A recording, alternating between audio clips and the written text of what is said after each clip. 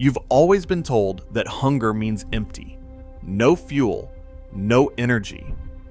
But what if every fasted walk you take is unlocking a hidden reservoir you never knew you had? Most people keep burning through a tiny tank of quick sugar, missing out on 80,000 calories of stored fat sealed away by a single hormone, insulin. If eating before you move keeps you locked out of your biggest energy reserve, what really happens inside when you walk without food? And why does your body start to feel better, not worse, after the first heavy minutes? The real story starts with a single step. Insulin stands between you and your largest energy reserve. Every time you eat, even a small snack, insulin rises in your blood. This hormone's job is to store, not to spend. When insulin climbs above 20 microunits per milliliter, a typical response after a meal, it sends a clear signal: lock the fat stores. Fat cells receive the message and clamp down, holding tight to their energy. The body is told to burn what is immediately available, not to tap into its backup system. During fasting, insulin drops. After about 12 to 16 hours without food, insulin levels can fall as low as 3 to 8 microunits per milliliter in healthy adults. At this point, the lock comes off. Fat cells open their doors and release free fatty acids into the bloodstream. Muscles can now draw on this steady, slow burning fuel. This is why a fasted walk feels different from a walk after breakfast. The body's instructions have changed. Even a small bite can make a difference. A piece of toast, a splash of milk in your coffee, or a protein bar before exercise can raise insulin enough to keep fat locked away for hours. Studies show that a 50-calorie protein snack can push insulin up to 40 microunits per milliliter, cutting fat release by more than half. A high carbohydrate breakfast can push it even higher, sealing fat stores until late morning. In contrast, black coffee or a small amount of pure fat barely nudges insulin, keeping the door to fat wide open. This is not just theory.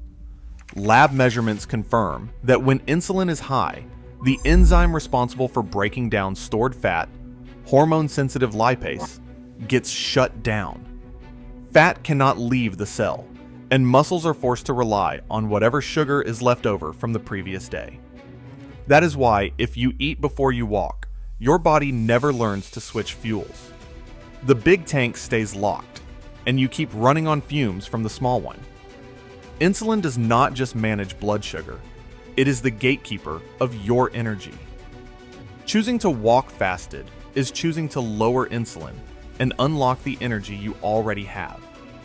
This is the starting line for metabolic flexibility, and it is the reason a simple decision about breakfast can change how your whole system works.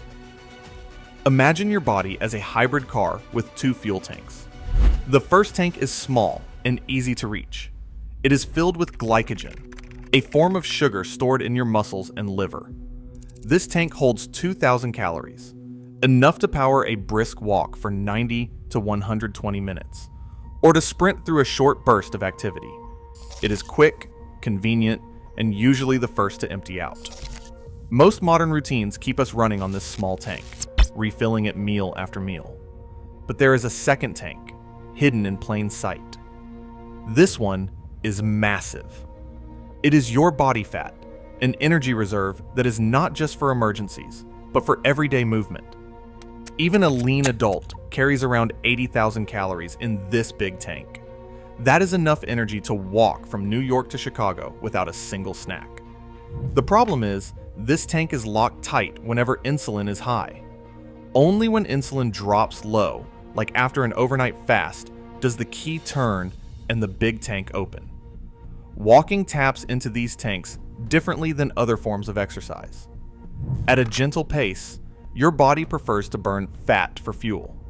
In fact, studies show that fat oxidation peaks at about 60 to 65% of your maximum effort, the same sweet spot as a comfortable morning walk. This is when your muscles start drawing steadily from the big tank. using free fatty acids released from fat cells. The switch is not instant, but the design is simple. Low-intensity movement combined with low insulin gives the most access to fat. For most people, daily habits keep the small tank topped up and the big tank sealed shut. Breakfast, snacks, and late-night treats keep insulin nudging upward, so your body does not learn to switch gears. But when you walk in a fasted state, you are teaching your system to run on its original backup plan. You are not running on empty. You are finally using the energy you have been carrying all along. The next time you feel that first step of a fasted walk, remember, you are not low on fuel. You are just learning to use the bigger tank. The first steps of a morning walk without breakfast can feel like trudging through mud. Legs may feel heavy, and energy seems slow to arrive. This sensation is not a sign that something is wrong. It is the body's natural response to changing fuels. Overnight, your system has used up much of its easy access sugar, glycogen stored in the liver and muscles. As you start moving, muscles instinctively reach for the last of the supply, but it is running low. The body has not yet fully opened the doors to its larger fat reserves. This delay is what scientists call metabolic friction. In the first 10 minutes, the body is burning off what is left from yesterday.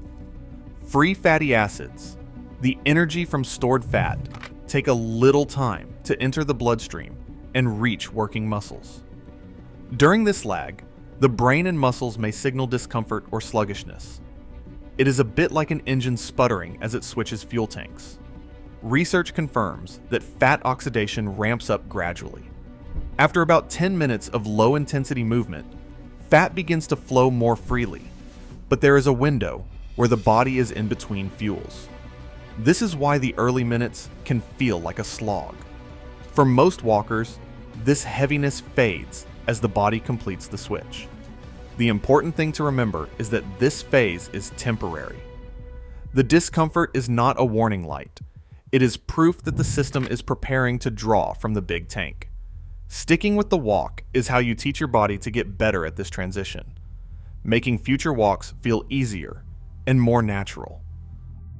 Around the 15-minute mark, something shifts beneath the surface. The heaviness in your legs gives way to a sense of lightness. This is not just a feeling. It is a measurable change. Scientists track this moment by watching the respiratory exchange ratio, spelled RER. When RER drops below 0.85, it means your body has flipped the switch from burning mostly sugar to burning mostly fat. For most people, this happens between 15 and 20 minutes into a brisk, fasted walk. Fatty acids, unlocked by low insulin, now flow freely to your muscles. You're no longer running on yesterday's leftovers. You're tapping into the big tank. At this point, your muscles send a clear message.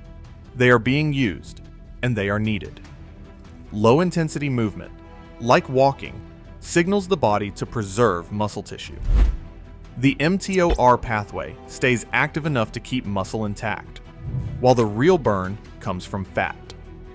This is why fasted walking does not strip away muscle, even though you have not eaten. Instead, your body prioritizes fat as fuel and holds onto the muscle you're using. Meanwhile, something subtle happens in your brain. As fat metabolism ramps up, the first traces of ketones begin to appear in your bloodstream. These molecules, made from fat, are a clean burning fuel for your brain. The mental fog that sometimes lingers in the morning starts to lift. Focus sharpens. There is no crash, no jittery spike, just a steady, calm clarity. The relief is real. The walk becomes easier. Your mind feels lighter, and your body is finally running on the energy it was designed to use. Right now, most Americans rarely tap into their largest energy reserve, body fat, simply because of when they eat. As metabolic health declines nationwide, the choice to walk before breakfast becomes a quiet act of self-repair.